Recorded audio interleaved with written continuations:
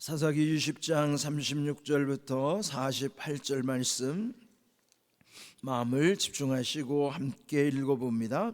이에 베냐민 자손이 자기가 패한 것을 깨달았으니 이는 이스라엘 사람이 기브아의 매복한 군사를 믿고 잠깐 베냐민 사람 앞을 피하며 복병이 급히 나와 기브아로 돌격하고 나아가며 칼날로 온 성읍을 쳤음이더라.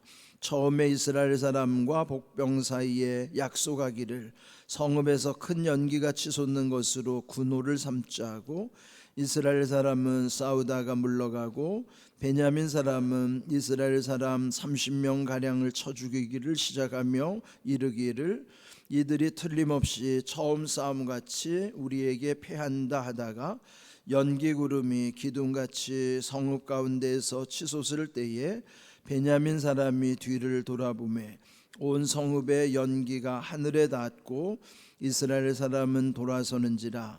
베냐민 사람들이 화가 자기들에게 미친 것을 보고 심히 놀라 이스라엘 사람 앞에서 몸을 돌려 광야길로 향하였으나 군사가 급히 추격하며 각 성읍에서 나온 자를 그 가운데에서 진멸하니라.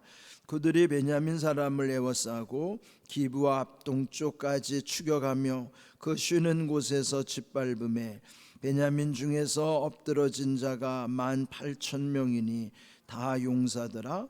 그들이 몸을 돌려 광야로 도망하였으나 림몬 바위에 이르는 큰 길에서 이스라엘이 또 5,000명을 이삭 줍듯 하고 또 급히 그 뒤를 따라 기돔에 이르러 또 2,000명을 죽였으니 이날에 베냐민 사람으로서 칼을 빼는 자가 엎드러진 것이 모두 25,000명이니 다 용사였더라. 베냐민 사람 600명이 돌이켜 광야로 도망하여 림몬 바위에 이르러 거기에서 넉 달 동안을 지냈더라.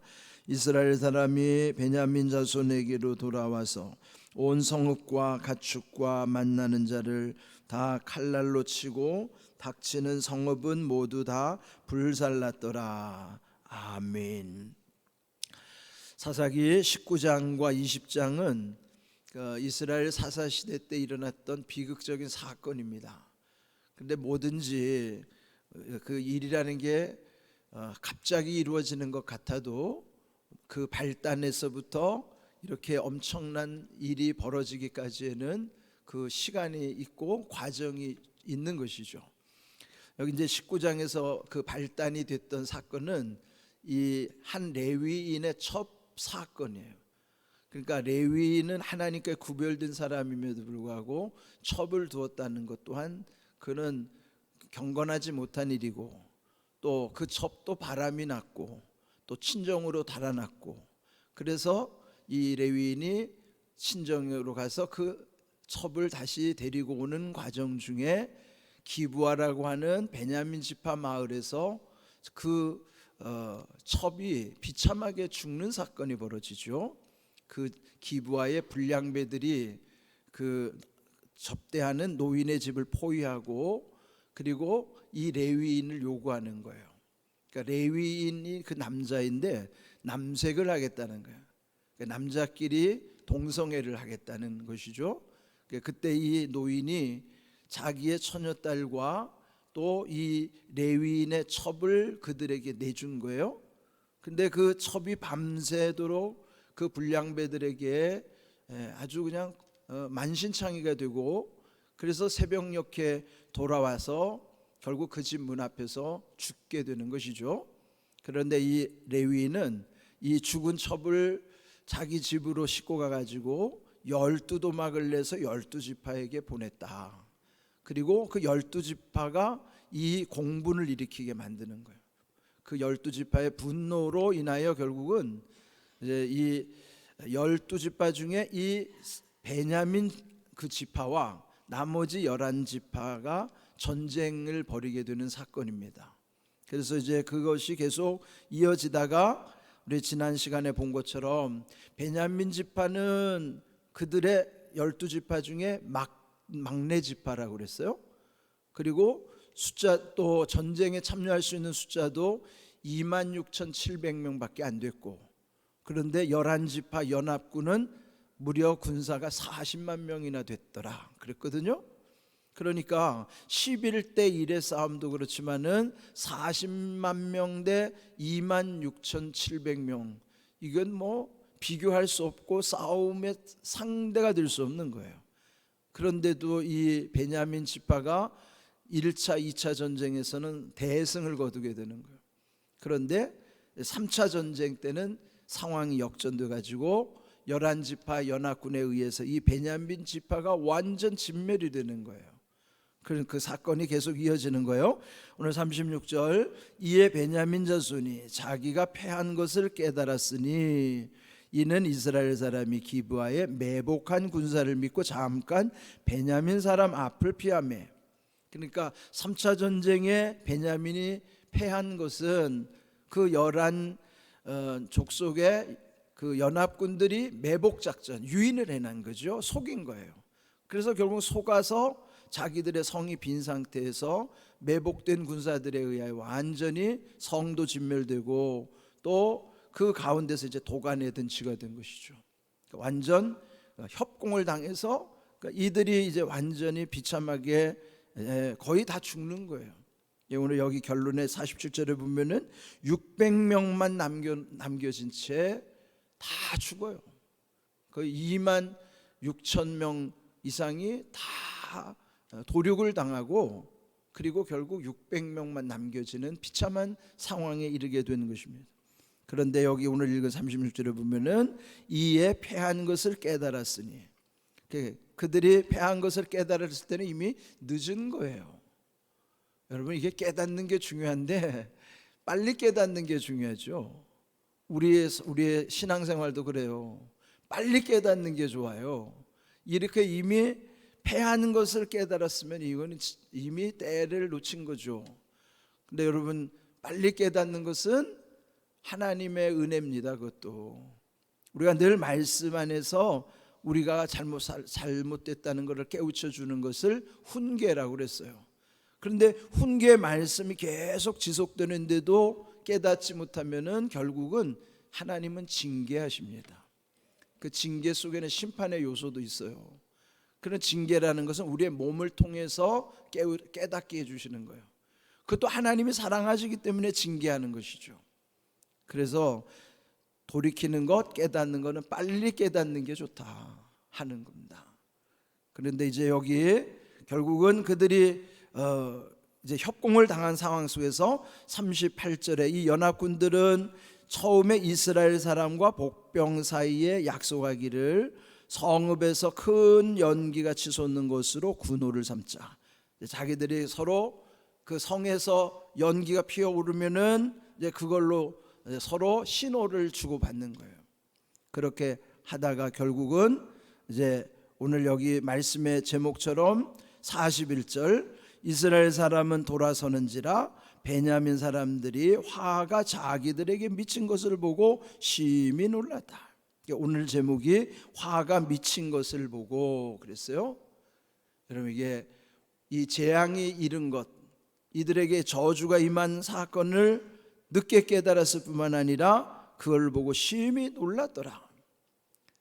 그런데 여러분, 하나님이 우리를 심판하실 때는 그를 정말 돌이키기가 힘듭니다.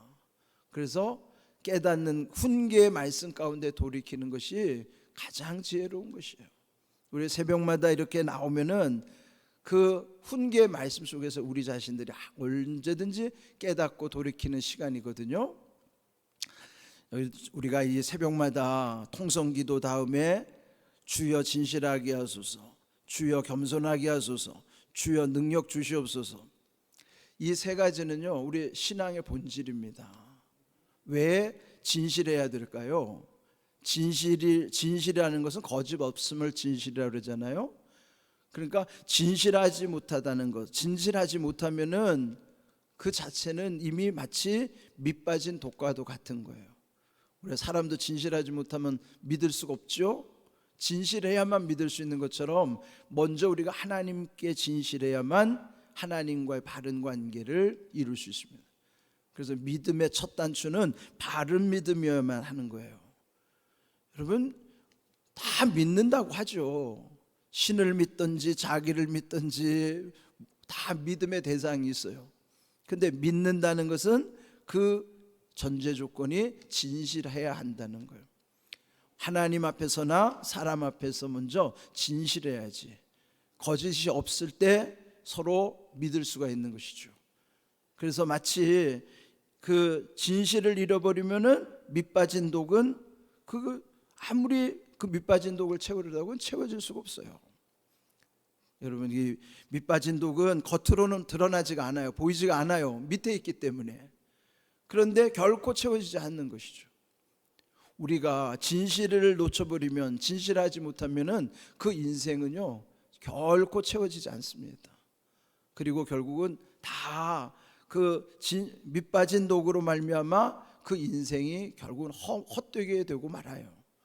그 다음에 또 하나가 겸손하게 하소서 하는 것이죠.